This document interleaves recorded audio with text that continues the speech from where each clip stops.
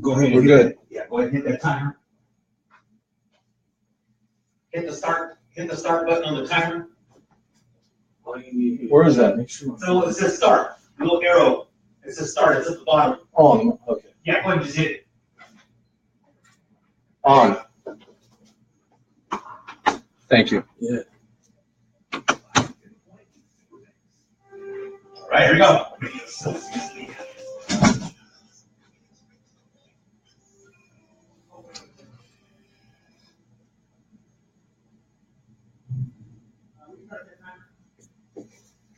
Restart the timer. All right. Good?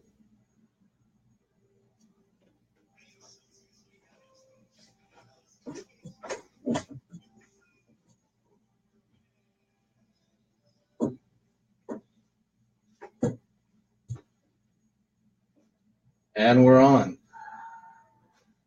That was your cue. Without the other music, though. No, that was your cue. That's for the end. Oh. Yes. The new format. You're throwing me curveballs, man. Don't you know baseball season's over? That was a curveball. I'm going to have to get that right then. Intro and the outro. Okay. All right, we got it. Welcome back, listener and viewer, on now Facebook, Instagram, and I do have a Twitter account now.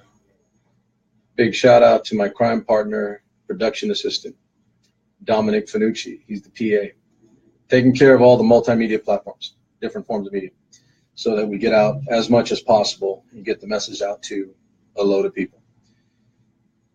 Whew, here we go. So, going back to last week, I dropped those 9.5 theses on you, and some of you guys kind of got it. I guess there's no kind of, you did or you didn't. It was basically about 9.5 items, issues facing Central Unified School District on the west side of Fresno, our community, and basically informing and bringing to light things that are current and that we need to do to address them or find a solution for. But as you should know, it's hard to solve a problem if you don't know what the problem is. And it's hard to come up with a solution if you don't have an adequate understanding of what it is you're talking about, what it is you're doing, what the problem is, what you're actually facing. So we did that last week, and that was a culmination of basically, I want to say at least a month, I think it was 5 weeks in total, 5 weeks of informing, information gathering, analyzing, synthesizing, and then providing, there's a lot of ings, for the listener what we're dealing with. And I was extremely happy with how that went, where it went, and where we want to go. So today, on this particular show, it's not necessarily a wrap-up, but a reteaching moment. We will revisit a few of those items and discuss again the possible solutions to them. And the reason we're doing that is because, again, you need to know what the problems are. You need to know what the items are. And once you do that enough and you get enough people involved and you have a lot of people putting mental power, mental energy on problems, you will have solution. It's just that simple. It doesn't get any simpler than that. And I just don't feel that we've done that over a period of time that has resulted in the items or the issues that we're talking about. There was a teacher that asked if he can have them in written form. I do have those, and I will release those this week. But before we move forward, I wanted to inform, for those of you that don't know or that are new to the show, I am a former history teacher, and an areas of specialty, a lot of it having to do with Western culture, Western civilization, Western Europe in particular, and different eras, different periods. So it was my tongue-in-cheek approach to a 500-year-old joke. And you're like, what's he talking about? 500 years in the making. So up until a few weeks ago, for those of you that know, if you're history minded at all, roughly 500 years ago, and it's not a specific day, but it's roughly around 500 years ago, within a week to a week and a half range of where we are right now, the 17th of November. It was sometime in the first to second week of November, hence the reason for releasing the 9.5 Theses last week into the second week. And it worked out pretty nice because it was also on the same day as Veterans Day. And there were a lot of people off, and we actually got more listeners and viewers because people were off in terms of professionals in the education profession. And so we had a lot more viewers.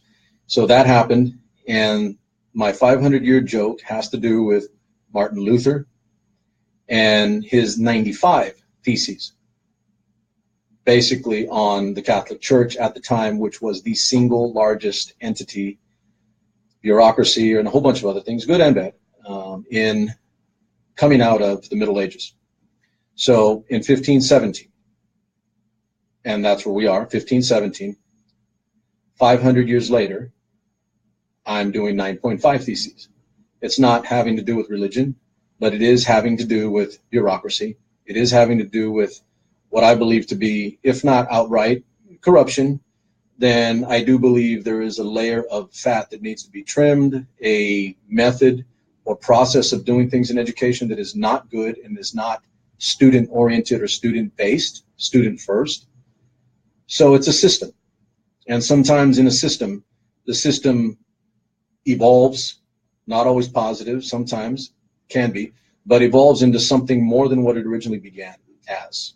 I will say this, to begin in our system, our education system in America, and in most Western civilizations in general, a free, compulsory education in Western civilizations, and in this case, United States in particular, where it came from is entirely different and entirely alien to where we are now. And obviously that's at least, we're looking at about 150, 160 years. This isn't Little House on the Prairie anymore, and you don't have the school marm that is working with 10, 15 kids throughout the course of the day, et cetera, et cetera. It's a different education system. In many ways, it is a Byzantine, bureaucratic process system. And my attempt or intent to deliver you 9.5 Theses on our particular system, our particular education system, was a 500-year joke having to do with somebody within a system or viewing the system, recognizing that that system is no longer what it's supposed to be. And that's where I'm at. That's where I'm at entirely. Education in general is way out of whack. It is not what it originally started as. Our kids have access to far more than we ever did growing up and prior to us, other generations. Yet somehow, some way, we are losing some things that we used to have that made us what we are today. There was a time when the United States was the preeminent education system on the planet. We were number one. Not coincidentally, it was slightly after World War II in 50s into the 60s. For that period of time, let's say a good decade or 10, 15-year window, where we were acknowledged as the blue chip and envy of the entire world when it came to our education system, educating our children, educating the average American. That time obviously is long gone, because I'm sure most of you have heard over time how we're lagging in a variety of areas. Math and sciences is the ones that that are brought up repeatedly and for justification, for good reason. But also, the written word, the written language, the mechanics of being able to write are no longer what they used to be. And an area near and dear to my heart, and I think it's in many ways a travesty in education, is history, the process of history, the process of knowing your own history, knowing where we've been, knowing what we've done, and therefore knowing where we are and where we're going, and how do you plan out that roadmap to where we're going. So that's where we are now. That's my 500-year-old joke. Martin Luther, there's an education for you today. He was a monk, a religious man, extremely religious so, and wasn't a bureaucrat, saw all the ills of the Catholic Church at that time, and spoke out. And he was basically excommunicated, I mean, on pains of death. Lucky they didn't get to him, a variety of, interests, peoples, etc. It's lucky he didn't. So, what I'm doing isn't that, obviously not to that scope. I mean, he shocked the entire Western world. He attacked the single most influential entity on the planet, at least in the Western hemisphere, at least in Western civilization. That's scary, but that's serious. And he stood up for what was right, at least in his eyes. And at this point, many of you would agree it was right. Or 500 years later, we have plenty of evidence, right, that something needed to have been said. So, in my small way, in our little sector of the galaxy, in our little corner of the alternate reality, I'm speaking up for the things that I see that are not good and that are wrong and that we need to address and that we need to speak up about. And ladies and gentlemen, it is definitely having an effect because more and more people are beginning to ask the same questions. They're not only taking my word, but as I've directed more than a few times, don't just take my word for it. Find out for yourself. And be a dog on a bone when asking a question to make sure you get the correct, or at the very least, a serious and to the point answer. Because it's very easy to get an answer. It doesn't mean it's designed to give you an accurate and compelling, legitimate, candid truth. I've been around education long enough to sit and listen to somebody tell me about an issue 5, 10, 15 minutes down the road after they've exhausted their breath and they're done telling me about what it is in terms of an answer.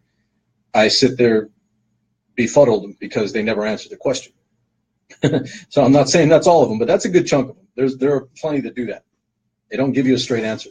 They speak in circles, and by the time you're done, you're walking away like, did I not get an answer? The answer is a resounding no. So I hope somebody learned something today, because I do look at it as education. If you're not learning something, please don't turn me on. Don't turn on or don't listen to the show. Don't pay attention if you don't think you're going to get something of value. And otherwise, why bother? Why are you here? Just speaking to hear yourself, basically. So 500 years ago, Martin Luther at a church in Wittenberg posted 95 theses on the ills and wrongs of the Catholic Church. He paid a heavy penalty in terms of excommunication and ostracization, and he was in danger of his life. Can we do no less? Can we do no less? Nobody's killing us here. Can we not stand up and say this is wrong? Can we not say this needs to be addressed? I'm asking for, I don't think that much. I'm just asking you inform yourself. And then you ask those questions. Why? Because the scope of what we're talking about is our students, our children in a system. They are not getting the education they need. They are not getting the education they deserve. They are not getting the education that the state of California and we as taxpayers pay for. Return on investment. It's real simple. So I will not go through all of them and do that, because that took literally the entire hour. So I'm going to keep it to the point and as concise and simple as possible. But I did want to give a shout out to my homie Martin Luther. He began the Protestant Reformation. If you are a Christian of any kind, you owe Martin Luther a debt of gratitude 500 years later. More than likely, most likely, your religion would not exist if it were not for, at least the form of your religion would not exist if it were not for Martin Luther, a monk in Germany, Wittenberg in particular, where he posted. And he's the reason why you have a Protestant Reformation, and there's more than one church that you can worship in the form that you deem fit. That's who you owe that to. That's the education for today. So please, I want you to take what we're doing here and look at it for what it is. Standing up and saying something about something that is not good, something that we can address, something that we can change. It has to do with education in general and Central Unified School District in particular. So back to those 9.5 theses. Again, one of you asked if they can have it in written form. I do have it, and I am going to release it, and I'm going to put it out this week. I'm trying to coincide and make it coincide with roughly the timeline of Martin Luther 500 years ago. Not that easy. It's I want to do it in sequence. A lot of people that don't know me, I'm not a totally serious guy. I can be funny at times, but my the humor ends up being on an intellectual, and I like to talk about things that are educational and that hopefully can get a crack out of, a joke out of, because you understand what it is we're trying to do. So the first one was instruction time. I'm going to leave that one alone because there is more to be done with that, and it is the single most important thing that we should be talking about in Central Unified School District. We are losing instructional minutes every single day. What I said last week was, it is not a student's fault. It is not a teacher's fault. It's not even site admin's fault, site administrators. And it's definitely not a parent's fault. And I think I went even further. It's not the state of California's fault, and it's not the government's fault. If you don't want to point fingers, I think you not need to, shut me down right now, turn me off, because I'm going to tell you point blank, I will point a finger, because everybody's afraid to blame anybody. It's extremely crazy to me. Nobody accepts blame for anything. Nobody takes blame or ownership of something not taking place. Now, in my world, the military world, if there's something not right, the person in charge of that unit, the person in charge of that op, whether they were at fault or not, say you have a private who did something stupid, and next thing you know, the whole mission falls apart. You know who's going to take the blame for that? Your commander. He's going to take the blame. Maybe he didn't absolutely have exactly something to do with whatever it is that fell apart, but simply because of the process of leadership predicated on him owning and actualizing leadership, he should be to blame. Because if that private didn't do his job, then it's his fault. I've noticed that in education, that does not take place at all. Nobody is ever at fault. Everybody else is to blame. Nobody stands up and says, hey, we've not reached our goals in terms of math, science, language arts, etc. We've not reached our goals. I'm at fault. I'm to blame because I'm running this ship. Nobody does that. And that's a problem I have in education. If you're a leader, you should own that fault. I don't hear anybody standing up and saying I'm to blame. And that's what I think we should expect. If you can't do that as a leader, then the rhetorical question I ask of you, it's real simple. I think you know the answer. You're not a leader. It's that simple. And that's kind of education in general. And I'm not just picking on our system, but that's the method and the MO for education in general. It is a bureaucracy. I rarely see people stand up. There are a few here and there, but for the most part, the system dictates that you find other in terms of fault. Very few people actually stand up and say, I'm to blame for that. And that's, and listen, by the way, that's a problem in America. That is who we are now. Let's blame everybody else. It's not my fault. It's that guy's or that person's or that girl's or that kid's. It's everybody else's fault. Nobody just stands up and says, you know what? I don't know what happened, but I'm running the show. I get paid the big bucks. I'm responsible. It's my fault. It's that simple. So leave instruction time alone, because that's the biggest and most significant thing that we are doing wrong and we are not addressing in Central Unified in particular, specifically at the high school. We have kids out of their class shuttling between 3 campuses for one high school, and they're not in the class, in the seat, with the teacher, learning. Ladies and gentlemen, that's why the state sends ADA to school systems, because when a child walks through the doors of that education setting, the school system gets dollars from the state in the form of our taxes to pay for that child's education, to be educated properly. If the child's not in the seat, why the hell are they getting the money? And why are we not enforcing that?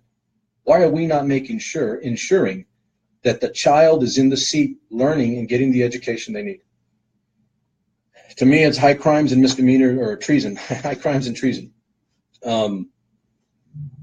Don't even want to touch it anymore, because something is going to be done about that one. You have my promise on that. All I'll need from you, my viewer, my listener, is support and agreement that there is something wrong. And by the way, when Mr. Swain was here a few weeks ago, we read off the ed code that stated a child should not have, or excuse me, there should not be interruption, and the child should be in the classroom learning uninterrupted. It's even worse. Not only are they not are they being interrupted, they're not even in the class. So that's ed code. So by California law, California Education Code, we are breaking the law. I'm sure my friends in the system would have issue with that and find a way to massage that so it doesn't sound as bad. But fundamentally, ladies and gentlemen, this is really, really simple. If a child is not in the seat learning, we are violating California ed code. I'm going to repeat that. If a child is not in his seat, her seat, learning from a teacher in a classroom on the day that they're supposed to be there for their regular day, then we are violating and in violation of California ed code. All you parents out there and you teachers, you're sitting there shaking your head like, wow, because this isn't one student out of 4,000 plus on a high school campus in our system. We're talking about hundreds, if not thousands of students daily. Daily, that's going on. And we do nothing about it. Something is going to happen. When that time comes, all I ask is your support to allow me to go after it. Okay. Of the items, there were a couple here so that my audience is aware, listener, you're aware. I did get a call from somebody within the system. I won't give you the name because I won't bring that out in a fashion. I don't do that to somebody unless I specifically ask them, so I won't do that. But I did get a call from somebody within the system. And not surprisingly, they had some issues with some of the things. Some, by the way, of the 9.5. Coincidentally, they didn't discuss all 9.5. They brought up and had issue with the ones they wanted to address. Never mind the fact that all 9.5 are important and significant. They only brought up the ones they wanted to talk about that they had issue with the things that I said about it. And those had more to do with the high school situation. Hashtag too small, too close. Gotta love that. Hashtag too small, too close for the new high school. So won't bring that out in that fashion. Like I said, we had a discussion. It was in confidence. I won't go too far into it because it was in confidence. But did have issue with some of the things that I said. So here's what I'm going to do, ladies and gentlemen, now that I got you. This is what's going to happen. I'm going to look right at you. For those of you on the radio, this goes on tomorrow. I'm going to look right at you, and I'm going to tell you, I'm doubling down. Double or nothing. Double or nothing. I'm going to repeat the things that I've said because I believe and I feel and I know that strongly that these things are taking place and have not been addressed. And all I've been told is they will be taken care of. Some of them, by the way, not all of them. And those some are the ones that they feel they can address. They did not bring up the others. So, as any good commander will tell you, somebody will come at you on a battlefield, and there are multiple ways to fight those battles. I will address those things they had issue with.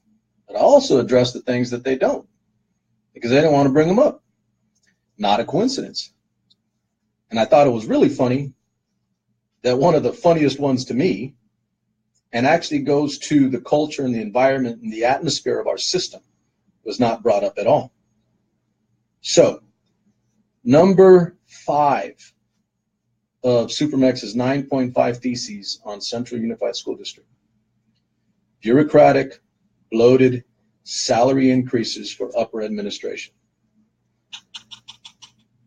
And I pointed out last week and in prior weeks, as of right now, and I have that in front of me, information, you'd be amazed at how many calls I got regarding all these items, and almost 99% of it was positive and telling me blatantly, listen, I can't say this, but I'm happy that you are. You have my support. Please keep talking.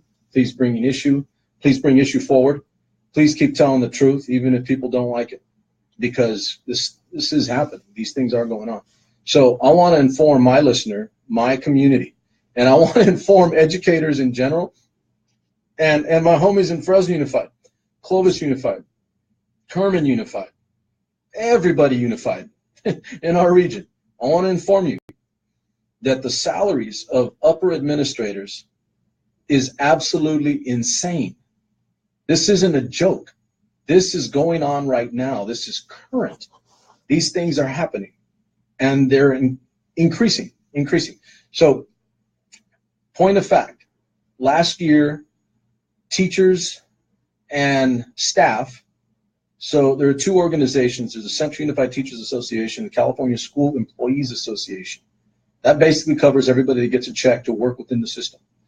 CUTA, C-U-T-A, is teachers, nurses, psychologists, counselors, everybody with a degree that goes to school, et cetera, and gets a degree to enter a profession, and they end up in education. Okay, CSEA, California School Employees Association, is the lady that you've known for 30 years in the lunchroom, the secretary who greets you with a smile and is pleasant to you, the janitor who does the dirty work, cleaning up after kids and others, the people, soldiers in the trenches doing the dirty work, okay? They bargained for and got 4% increase on their salary. I want people to remember this, 4% increase on their salary. The top 4 people in our system also got 4%. And I pointed out last week, 4% for a janitor is a hell of a lot less than 4% for a superintendent or assistant superintendent. So I was informed of something this week to do with that. This is the inequity in education, and then people wonder why we don't trust people. I know that a lot of my friends in our community, alumni and going back many, many years, don't trust people in the system. We just don't. And that's through many, many years, decades of having to listen to half-truths and lies outright. All right? So last year, 4% increase, right? Same increase that a janitor got, that 4% also goes to the top 4 salaries in our district, 4%. That to me is nuts. That's absolutely crazy. And I'm going to go further than that. That's absolutely wrong. I just think it's fundamentally wrong. I'd be embarrassed to do that. Get this, listener. This is absolutely true also. All of this can be verified. This is fact. And I've said to you this before, my listener. Just about everybody I'm talking to, you guys believe me. All right, you can trust a soldier to go lay down his damn life and get shot at. You can trust a soldier to be honorable and dignified and represent you, and all the good things that we dealt with and we heard about last week on Veterans Day, right? I'm amazed at all the things we are. Okay, you can trust a soldier that gives a damn about his community, like I do, to tell you the truth. I'm not lying about any of this stuff. But as usual, I say again, verify for yourself. Go ask the question. Go get the answers yourself. I'm so confident in that I'm willing to go tell you to find out for yourself, because if you find out counter, please come inform me, because I know what I'm telling you is the truth. It's verified. I'm going after the information, and I'm bringing it to you in this form. So those 4% salary increases, you're going to laugh about this. So everybody in the system also gets insurance. And generally speaking, educational insurance is good. I could be wrong depending on the school system, but in general, I'm pretty sure that our system has a better than average insurance plan, health insurance, etc. Okay? So each person, say a teacher and a janitor, pays into the system to be insured. They receive their insurance and they pay into that system. Here's the rub, and it's an ugly one. The top salary earners in our system pay into the system the exact same amount as the lowest salary earners in our system. Yet, they get the same 4% increase as the lowest salary earners or wage earners in our system. Ladies and gentlemen, if you're my listener, and again, you don't have to be, you can go listen to somebody else. If you listen to what I'm saying, that is astronomically wrong. It's fundamentally wrong. I'm amazed at that. I could not believe that actually takes place. So everybody pays into the system the same amount, whether you're the richest or the poorest, whether you're the lowest earner or the highest earner. Yet when it comes time for salary increase, you get the exact same amount as the lowest if you're the highest. That is insane to me. I do not get that. I just cannot understand it. I would imagine there are like generals that look at that, again, in my prior world, and think that's just absolutely fundamentally flawed. It's a crisis in education where the leadership feels that they can get away with that and do that. So to that point, that was number 5, right? Salary increases at the top. So as of right now, what I have in front of me is during this 2016, 2017, and we're going to go into 18. So 2016 to 2017 school year, our superintendent made $195,700. 2017 to 2018 school year, wait for it, savor the flavor, $201,571. Yeah. Add to that a $600 car allowance monthly. I don't know about you guys, but I'm not okay with that. I have a fundamental issue with that. And yeah, it may seem like, okay, it has nothing to do with the person. It has nothing to do with that. It has to do with the system.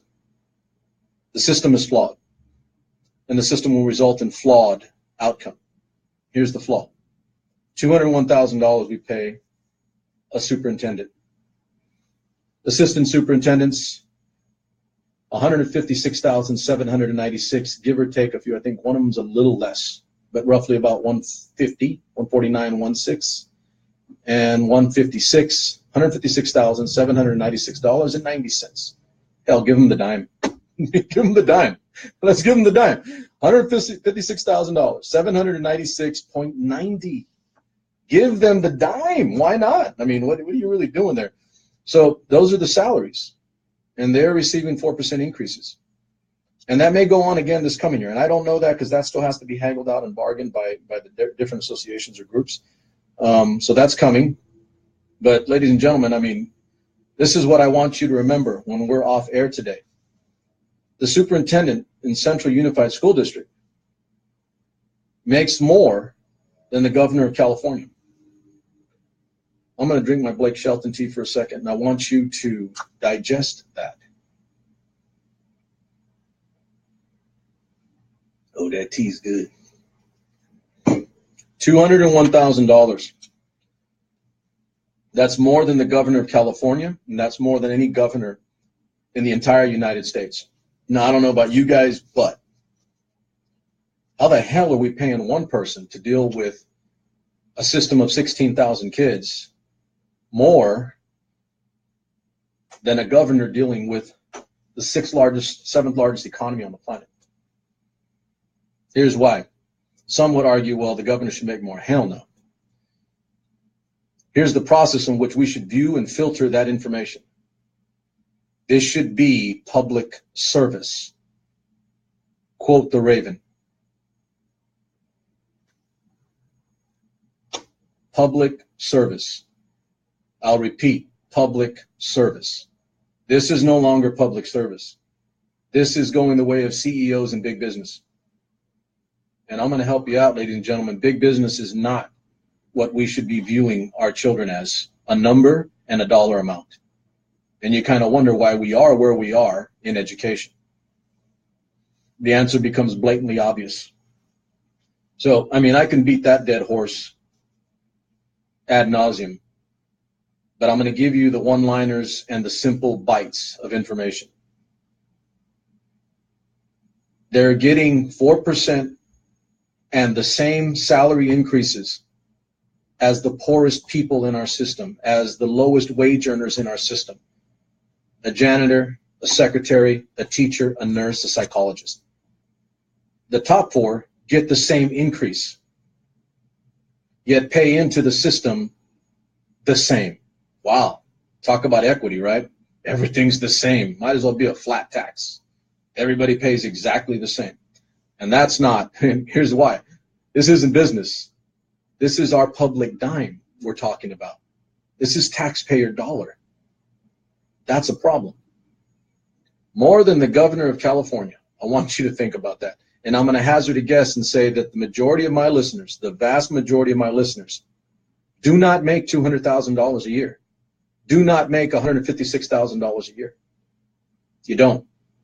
Okay? You don't. And definitely not to work with and educate children. Repeat, public service. Public service. That is what education began as. That is no longer education. And I'm going to say it. That's not just Central, by the way. That's all of the systems. That's all of them. And maybe you get a good one here or there. Congratulations. I'm happy for you. But it's no longer the norm. It's outside of the norm.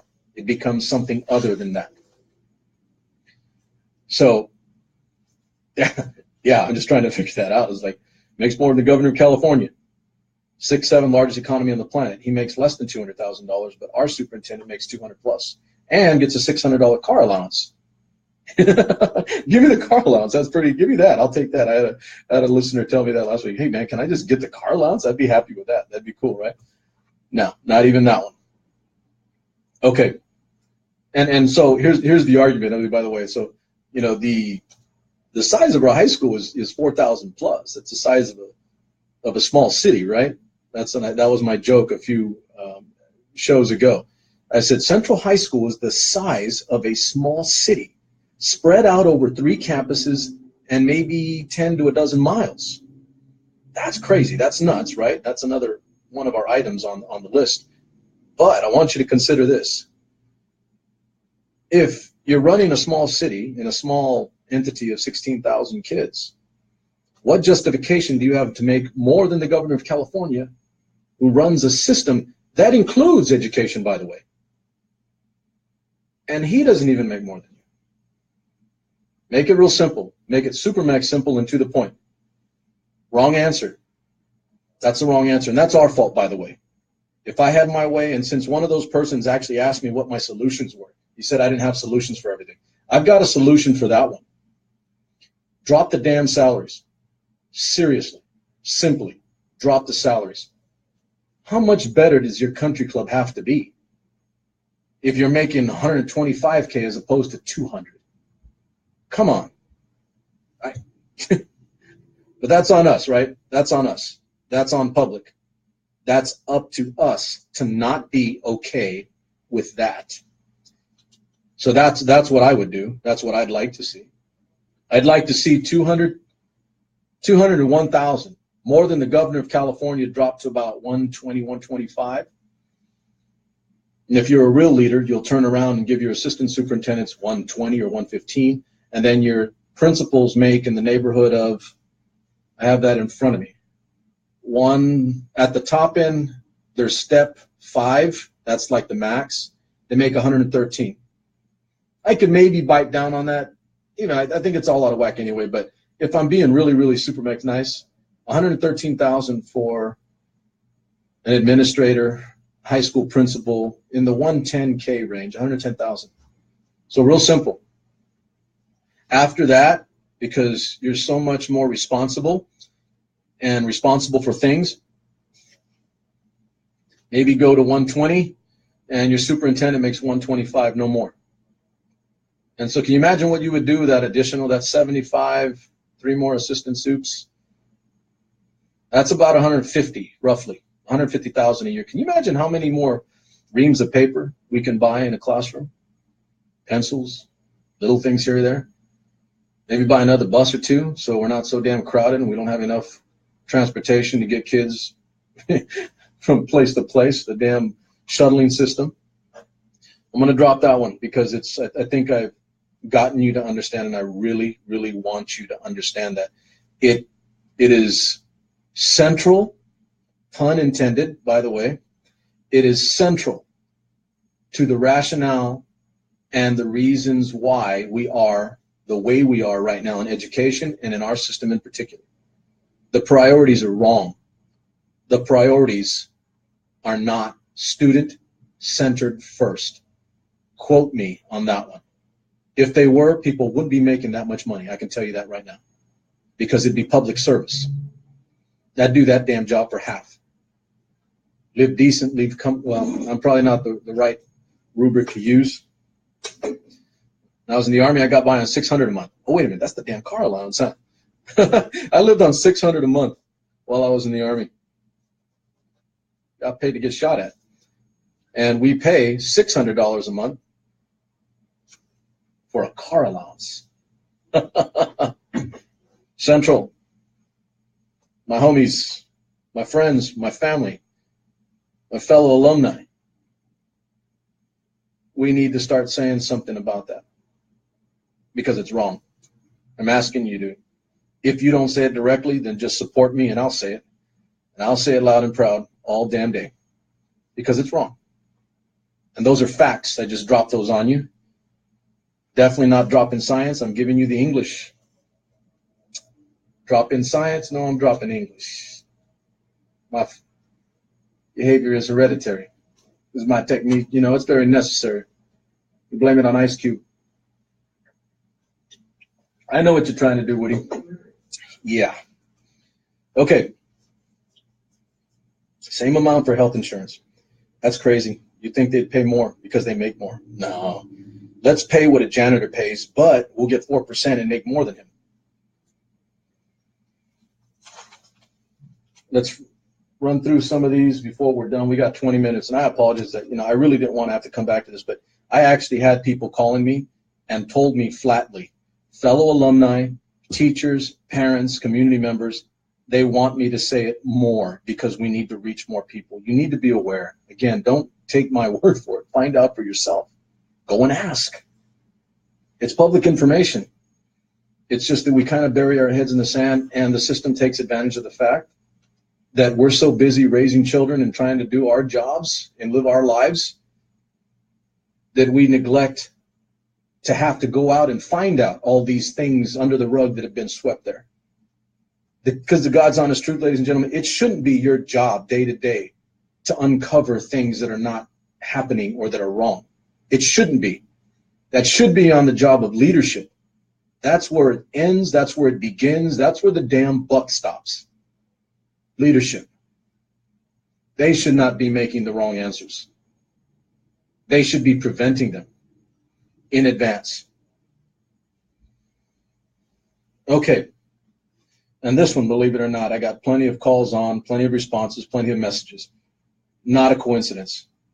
And so you're aware, listener and viewer, I will be providing with the 9.5 theses in written form on my website and in the community this coming week, because we are in honor of the 500-year anniversary of Martin Luther and his monumentally courageous step in providing his railing against indulgences and the things that are wrong with, back then, the Catholic system, Catholic religion.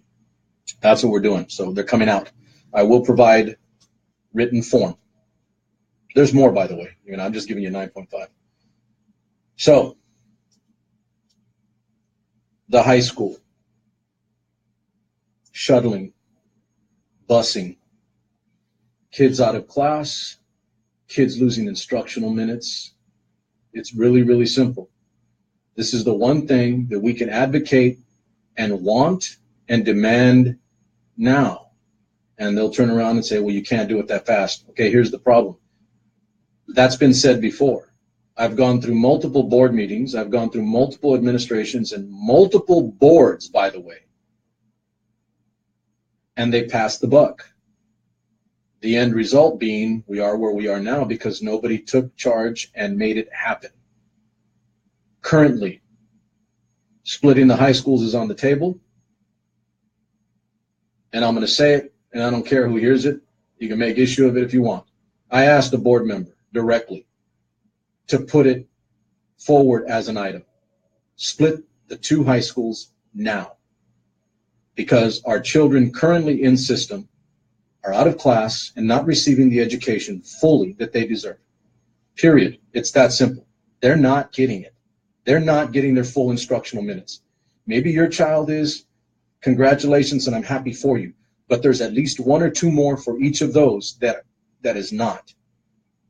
All right? And I asked a board member directly, and I'm going to drop some serious English on you. 3 years ago, we replaced 4 board members that had been there collectively in excess of 90 years with 4 new board members, the 4 horsemen. A lot of you don't know. That was my idea, my concept. It was an idea and a concept to move this district forward, remove what was there, and move forward with something new to change the district as is to what could be. And I'm going to go on record and say it. The 4 that were there, I never thought were bad. For the most part, they were good people. Community, been here a long time, families invested. I went to school with some of their kids at the same time. One of them I went to school with. They're good people. But we needed to change and we needed to move forward. At that time, I asked each of those 4 board members to sign off and agree that not only did we need to build a new high school, but I said it's exceedingly more important that we split the 2 that we have now, campuses. Because if we don't, and we build the new one first, who knows when we're going to get that other one? It's been 21 years. Can I really believe that we're going to get it tomorrow? No, I don't. It's real simple. Let me drop it for you real quick. I don't believe it. I don't. I've been waiting 21 years. Split that in 1996, and we're still waiting. How the hell am I supposed to believe that? I've got decades of counter proof. So I asked them, those 4, to sign off and put out material stating that we would split the 2 high schools that we have current campuses, split the 2 campuses that we have now and build a 3rd, because we're over 4,000 students in the neighborhood of 42 to 4,300. The projections over the next 5 to 10 put us plus 5,000. And when that's done, you can't tell me we don't need 3 high schools. That's what we need. So one of them brought it forward. It was kind of like a legislative process in Congress. It was butchered, bandied about. There was more argument about it than consensus, believe it or not. Think it would be easy, right? End result is it's an ongoing process. Sound familiar? And there's going to be a survey done that the district will construct. And I've told people at the district, I know how to construct a survey. I know how to put forward to somebody a survey designed to gather the information necessary to give me the result that I want. It's easy, ladies and gentlemen. It's called push polling. It's survey construction. You frame the conversation. You frame the questioning. You frame the line of rationale so that the only possible outcome is an outcome that you will be okay with. On the surface, it looks like the person, the community member, the consumer is getting what they want because they're getting choice.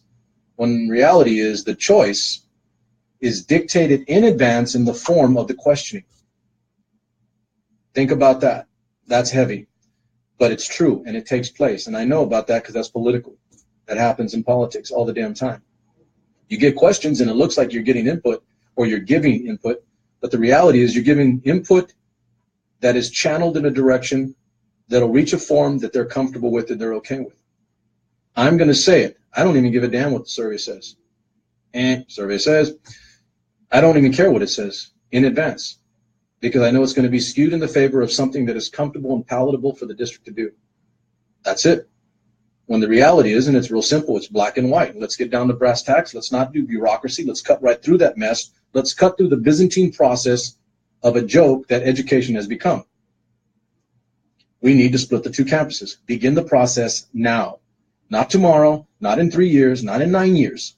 Begin the process now. And then you let the community worry about things like paying for bonds. Oh, wait a minute. By the way, we've already done that 2 or 3 times, right? Yeah, we have. So you let us take care of that. You give us what we need and we'll take care of the rest. Oh, wait a minute, that's called partnering. Oh, yeah.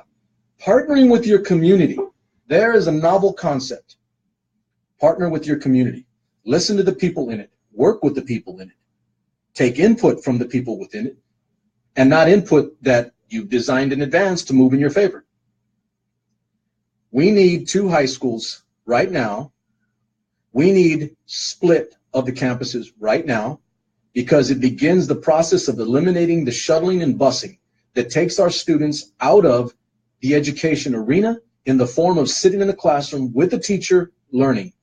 And again, oh, by the way, that is the whole point to why we're here, right? That is why Central Unified School District and other school districts get the damn money. They get money to educate a child. If a child's not in the seat, whose fault is that? I repeat, and here we go again. It's not the student's fault. It's not the parent's fault. It's not the teacher's fault. It's not even the site administrator's fault. It's not Jerry Brown's fault. It's not Donald Trump's fault. It's not county's fault. That is Central Unified School District's fault. Somebody stand up and take ownership. Somebody stand up and lead, damn it. Do your job and get my children in this community educated now, not tomorrow, not when you retire, not when you're gone, not when we're going through another administrative process of another group, 3, 4, 5 years, and then we have another group. That's what we can do. That's what you can do. That's what this community can do. You demand and ask for a split now. Now. And so, yes, I was questioning, well, what are you offering for solutions? I just offered you one. Split the 2 campuses so we stop the shuttling. Split the 2 campuses so we stop loss of instruction time. There's your answer. It's real simple. You may not like it, and it's going to be hard to enact. Nothing ever good, right? But you've got the answer. It's about as simple as it gets. Right there on the table in front of you. Then it's up to you to do your damn job. There's your answer. For those that said I didn't offer anything up in return, I always offer something. I've got about 9 minutes, and I'm going to offer 2 things that have never been offered before I'm done. So the people that say, oh, I'm just complaining about the things that are not going on. Yeah, you're damn right I'm complaining about the things that are not going on. Somebody needs to. But I'm also going to offer some solutions. I'm giving you some already. But I'm going to give you 2 before we're done that are going to stagger you, I hope, and embolden you and make you a little happy. And you're going to say, you know what, I want to be a part of that. I want to help with that. I'll take the bullets, ladies and gentlemen. I'll be the first guy over the berm. I may get hit, but I'm kind of hard to keep down. Some of them don't know that. I'm a little hard to kill. So I keep moving. I may get hit, but I will keep moving. So that was 5. We only really talked about 5, and we kind of touched on instruction time because there's your answer for instruction time at the high school in particular. And there are others, by the way, I haven't even gotten to them, in elementary and middle school too, that have to do with instruction time that we're losing. I have no disrespect for the elementary and middle school teachers. I'm sorry I didn't get to those. The high school situation, though, was 21 years glaring and blatant. And sooner or later, it's got to get done. And we're gonna move on that one. That one we are moving on now. Move to contact, ladies and gentlemen. Move to contact. Split the 2 high schools. The other part of that was, and a question and something that everybody's seeing right now. My joke is the new high school proposed site is hashtag too small, too close to the other campus. No room for growth, going forward. How the hell do we build and, moving forward? There's no rationale for being 5 minutes down the road. Absolutely no rationale. Here's the thing. Oh, we're already in the process. Oh, that's good. Let's throw good money after bad. We were saddled with a stupid decision, and let's just put more money into it. I say no. Stop the bleeding now. Let's just stop the bleeding. Here's one. In the neighborhood of maybe 10 million bucks. That's about the waste we did on the tablets, which, by the way, we have nothing to show for. Inefficiency in the system is costing our kids at the point of attack in the classroom.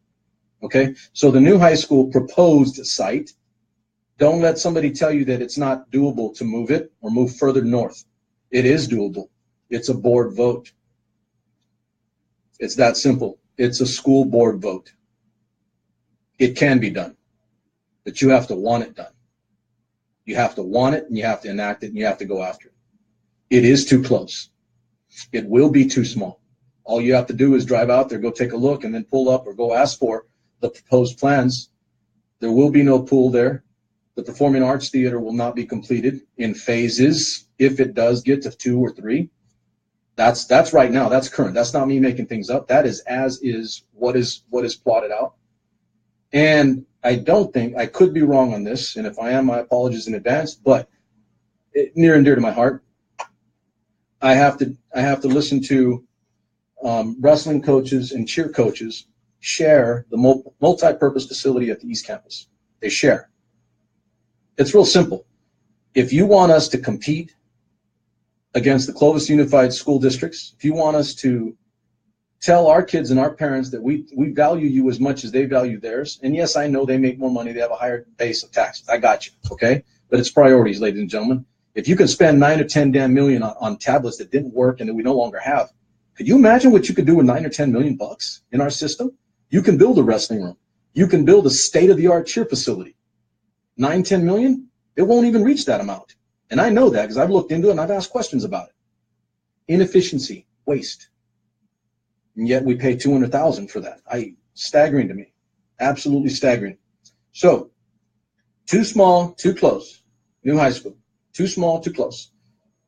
My answer, because I do have solutions, and I do have them, and again, they're not easy, but they're better, is convert that joke of what will be a half shell of a high school, move it further north toward the locus of growth along the Herndon corridor going out to 99 and west, and build a regional sports complex. And I did have parents that have called and said, listen, I would love for our kids to have state-of-the-art facilities in every sport that are as good as or better than Clovis Unified. It is doable, ladies and gentlemen. It's just a question of priorities. Build a regional sports complex, state-of-the-art, blue chip, modernized, beautiful, incredible facilities at one location that we share out amongst the 3 high schools that we need. That way, every time a student from Central High School and the 2 new high schools, and it better not damn be a directional thing again, I don't even want to hear that, our incredible lack of creativity. Central North, Central East, West, South, Central South by Southwest, Central half. Come on, man. We can't do better than that. I'm going to tell you right now, we have people in this community that have been here a long damn time that are extremely creative and extremely knowledgeable and bright and come up with better than that. I'm tired of settling. Let's not settle anymore. Regional sports complex. Put it at that site. Move the proposed high school site north. There are families in that area along the Herndon corridor going out west, just this side of 99, that we can go and purchase, probably at a steal, if not go actively seek somebody to donate land for us. There's again, a novel concept, right? Actually get community to help be a part. Yeah, not there. These are the 2 things I'm offering. 2 minutes and 30 seconds. Watch this, Central Unified, and you guys message me or comment or do whatever if you like these ideas. I'm offering solutions. I've given you some already for my 9.5 items. Watch this one right here.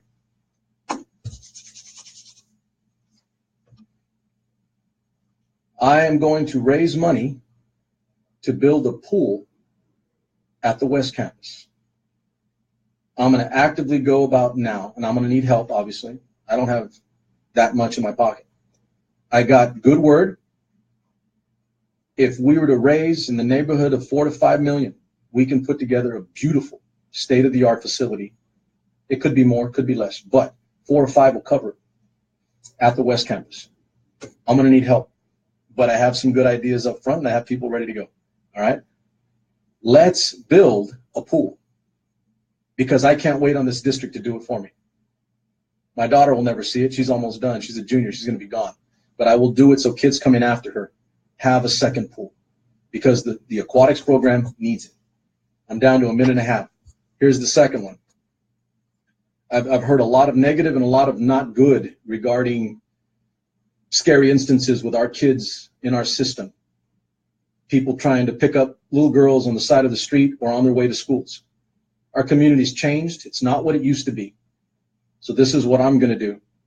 I'm going to move forward, and I'm going to try to put together a comprehensive neighborhood watch for our entire community. That includes the area to the south, from 180 on up to the Herndon Quarter. I'll do that, and I'll be out there at least once a week, graveyard shift. I'll drive around myself, making sure nobody comes into my community and tinkers or tries to do something to our kids. You have my word on that. I'm doing that. Those two things. Build a pool and a comprehensive, beautiful neighborhood watch that covers our entire community. I'm down to 25 seconds. Some people are listening. Some people said it's a little too long, but nothing I've said is untrue and nothing I've said is unimportant. I just need you guys to start asking, baby. Just help me out. Okay? Central, got nothing but love for you. We're going to go watch the game tonight. Central's going to beat Bullard, and we're going to have a great time going into next week. Nothing but love, SuperMex, and I'm out.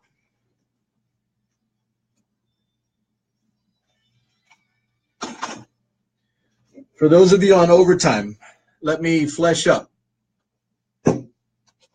Derek Ratzel, you just joined in. Ratzel, acknowledge me. Are you there? I want to build a pool. I want to build a pool at the West Campus. I want anybody out there who wants to help. I don't give it's a penny or just some contacts. It is doable. It is possible. I want to build a pool at the West Campus for no other reason than I think it should have been done a long time ago, and nobody tells me that I don't have answers for the problems that we have. I do have answers. Let's build a pool, Central. Let's build a pool, because I'm not waiting on our school district to do it for us. And then two, and extremely serious, I have heard of negative instances where people were trying to pick up Central Unified students or kids in our community, or they've gone missing, or we didn't know where they were. I saw that firsthand during the last election cycle, and I saw that we had things that were not positive in the form of people trolling around, robbing, stealing, doing negative things, and for sure this, destroying the hell out of my signs, the soldier, on my flags, vandalized and stolen. So I'm going to talk to, and I already have, people in police department about putting together a program that is comprehensive for Central Unified's entire community. We do have some form of neighborhood watch in different sectors, but Central, I want to bring us all together, baby. Let's get one program, one group that oversees our entire community. That's called cohesion. Let's all work together in the simplest thing that we can do. Let's take care of our damn kids, and let's make sure no damn perv rolls up on them trying to stick them in a car. Because I sure as hell don't want to hear about that anymore. And I know everybody out there, all of you, don't want to hear that either. Help me. Help you. Help me. Help you. That's a good one. All right, those two things. Got nothing but love for my community. As I said, I'm going out to the game tonight. I'm going to ask that if you go out to the game, say hi. If you disagree with anything I say, please bring it to me directly.